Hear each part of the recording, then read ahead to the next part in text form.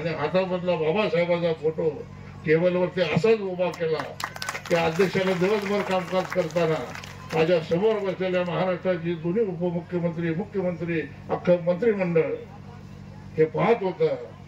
मग मी म्हणते की बाबासाहेबांचा फोटो आणल्यानंतर ना काँग्रेसवाले आले. काँग्रेसवाल्यांनी बाबासाहेबांच्या विहाराच्या आवारामध्ये अशोक स्तंभ लोकार्पण सोहळा आज नुकताच आपल्या सर्व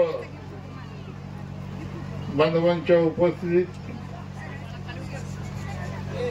सर्व भक्तगणांच्या उपस्थितीत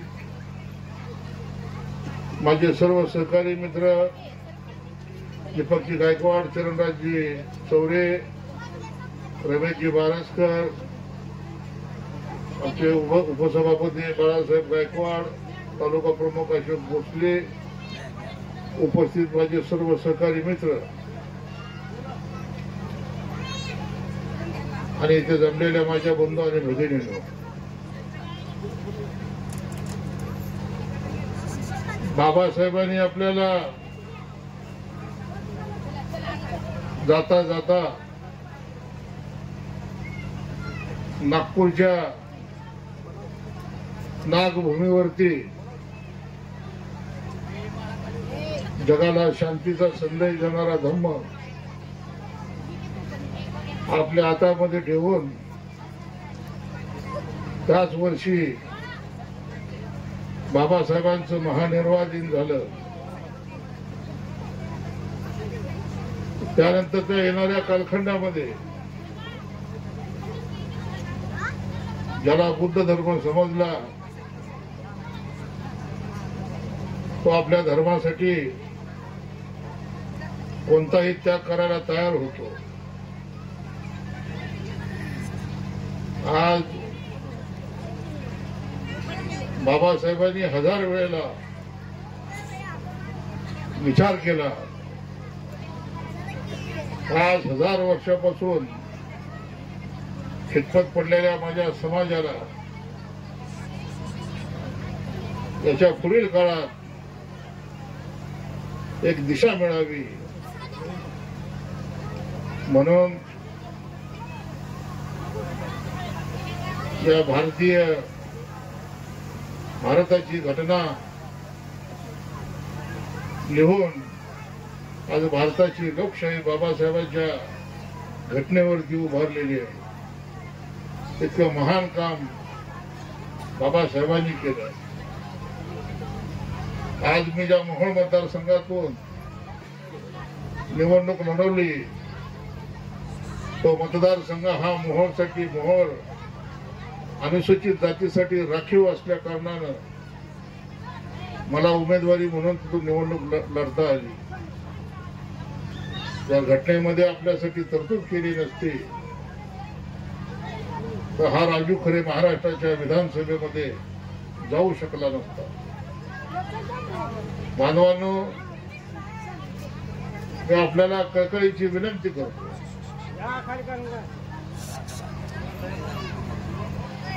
14 एप्रिल आणि 6 डिसेंबर या व्यतिरिक्त फार कमी प्रमाणामध्ये आपल्या समाजाची एकी आहे.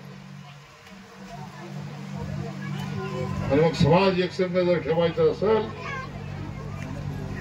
तर आपल्याला धर्माचं काम वाढवावं लागेल. आणि जर धर्म वाढला तर समाज एकसंघ राहील. आणि म्हणून आता भाऊ बंतेजी म्हणाले की नागपूरला महाराष्ट्राच्या विधानसभेत जात असताना ज्या वेळेला मी विधानसभेत बसलो की त्यावेळेला 4था दिवस होता. नागपूरचं हिवाळी अधिवेशन चालू होतं आणि कोण एक व्यक्ती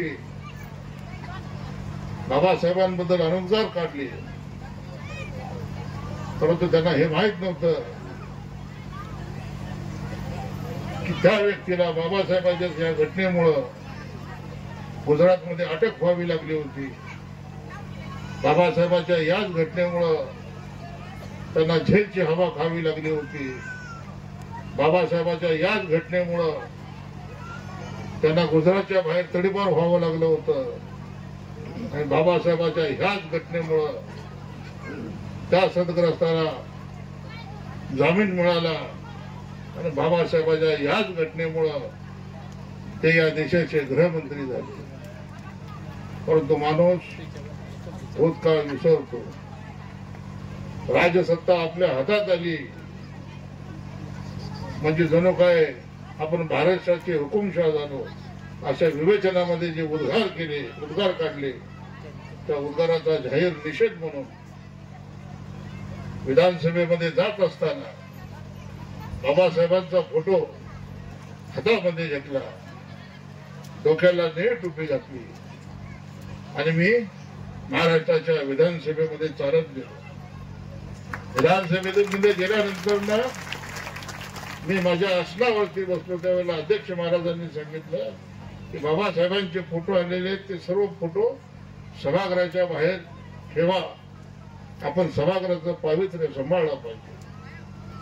आणि या देशाच्या गृहमंत्र्याला पावित्र्य सांभाळता येत नाही, तुम्ही आम्हाला काय सांगता पावित्र्य सांभाळायचं. दिवसभर कामामध्ये सहभागी झालो, डोक्यावरची टोपी आणि हातामधला बाबासाहेबांचा फोटो टेबलवरती असाच उभा केला. त्या अध्यक्षाला दिवसभर कामकाज करताना माझ्या समोर बसलेल्या महाराष्ट्राची दोन्ही उपमुख्यमंत्री, मुख्यमंत्री, अख्खं मंत्रिमंडळ हे पाहत होतं. आणि मग मी म्हणते की बाबासाहेबांचा फोटो आणल्यानंतर काँग्रेसवाले आले, काँग्रेसवाल्यांनी बाबासाहेबांचा फोटो आणला आणि मग त्यानंतर भारतीय जनता पक्ष, शिवसेना, महायुतीनं गोंधळ घातला. त्यानंतर 10 मिनिटांसाठी सभागृह तहकूब झालं. पुन्हा 10 मिनिटांनंतर सभागृह चालू झालं. तर काय आश्चर्याचा चक्कर, सारे भारतीय जनता पार्टी, शिवसेना आणि महायुतीच्या सर्व आमदारांनी बाबासाहेबांचा फोटो आणला आणि त्या चेअरवरती बसले. बघाल तिकडे बाबासाहेब दिसत होते. माझ्या मनामध्ये प्रश्न पडला, आणि बाबासाहेब जर वर्ण बघत असले असते तर बाबासाहेबांना काय वाटलं. त्या दिवशी सभागृहाच्या प्रत्येक टेबलवरती बाबासाहेबांचा फोटो होता. इतकी धास्ती बाबासाहेबांची त्या सर्वच पक्षांनी घेतली होती.